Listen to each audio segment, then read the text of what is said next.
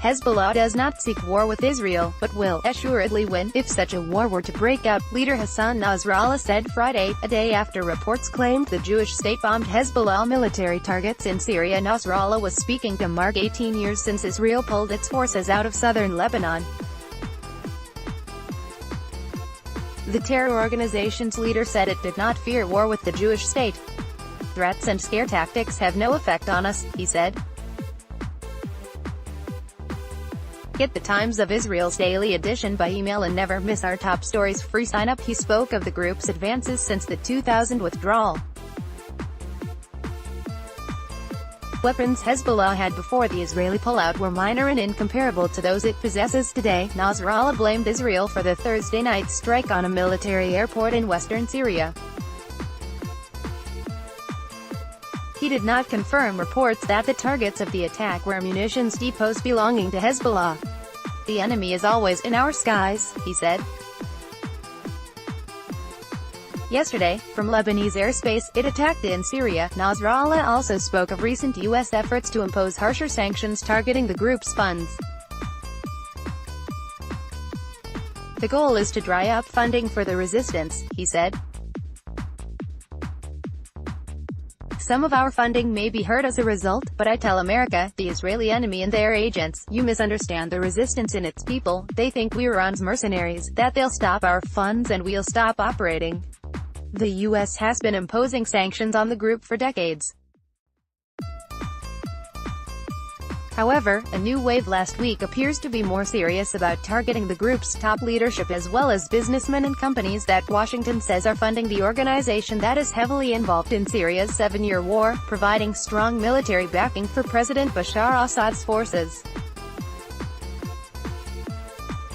On Thursday night, the Britain-based Syrian Observatory for Human Rights Monitoring group said the strikes at the Dabas military airport were most likely carried out by Israel.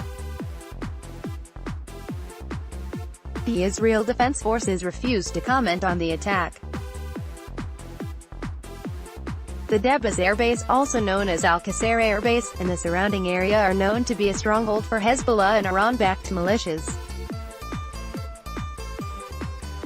It was also reportedly struck by Israel in skirmishes against Syrian and Iranian forces on May 10. A Syrian military source told state media that the incoming missile attack was intercepted. This is a common claim by Sana, including in cases where the outlet later acknowledged that strikes hit their target. Earlier on Thursday night, Lebanese media outlets reported that Israeli jets were flying through the country's airspace. Syrian media outlets reported that S-200 anti-aircraft missiles were fired during the attack on the airbase. On Wednesday, a senior Israeli Air Force official issued a stern warning to Syria, telling the country that if its air defense systems fired on Israeli jets, they would be targeted in return. "All batteries that fire on Israeli aircraft will be destroyed. All batteries that do not fire on us will not be destroyed," the senior officer told reporters, speaking on condition of anonymity. Thursday night's reported airstrike came 2 weeks after a major skirmish between Israel, Iran and Syria. On May 10, Iran's Islamic Revolutionary Guard Corps' Al-Quds Force launched 32 rockets at Israel's forward defensive line on the Golan Heights border, Israel said. 4 of them were shot down, the rest fell short of Israeli territory. In response, over the next 2 hours, Israeli jets fired dozens of missiles at Iranian targets in Syria and destroyed a number of Syrian air defense systems. For years, Israel has been waging a quiet campaign against Iranian interests in the country. That campaign came to light and stepped up considerably in February, when an Iranian drone carrying explosives briefly entered Israeli airspace before it was shot down and Israel launched a counterattack on the T4 airbase in central Syria from which the drone had been piloted.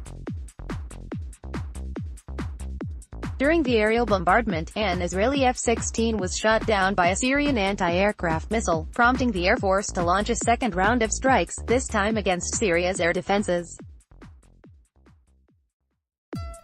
Last month, Israel conducted another strike on the T4 airbase to destroy a recently delivered Iranian advanced anti-aircraft system, killing at least 7 members of Iran's Islamic Revolutionary Guard Corps, including a senior officer. Iran immediately vowed revenge, and the Israeli military has set out to thwart those attempts at reprisal by targeting Iranian weapon systems in Syria, in an effort dubbed Operation Chess. Israel has repeatedly stated that it will not allow Iran to set up a permanent military entrenchment in Syria and is prepared to take military action to prevent such a presence. Recent weeks have also seen the IAF stepping up its efforts to keep Iran from carrying out reprisals against Israel for an airstrike on April 9, according to Israeli officials. "We're not doing this because we're aggressive, but because we constantly have to be actively defending the state of Israel," the officer said. "This is the only thing preventing offensive measures by Iran." A moment before an Israeli missile destroys a Syrian Sa-22 air defense system on May 10, 2018. Israel Defense Forces, in addition to conducting military operations to thwart Iranian efforts, the army this week also appeared to be turning to public threats, both overt and somewhat more subtle, against Iran and its allies. On Tuesday, IAF Chief Amikam Norkin revealed that Israel had used its F-35 fighter jets to conduct airstrikes in Syria, making it the first country in the world to use the fifth-generation aircraft operationally, a hint to Iran of Israel's operational capability. Norkin also made the announcement while standing in front of a picture of the stealth aircraft flying in the skies over Beirut, which Iran's main proxy, Hezbollah, calls home. On Wednesday, Prime Minister Benjamin Netanyahu vowed that Israel will not let Iran establish military bases in Syria, and we will not let Iran develop nuclear weapons, during a visit to a conference of foreign Air Force officials at the Tel Nof Air Base in central Israel. The Israeli Air Force plays a crucial role in implementing this policy, and it has done so consistently and effectively now for the past several years. Netanyahu said. Judah Ari Gross and agencies contributed to this report.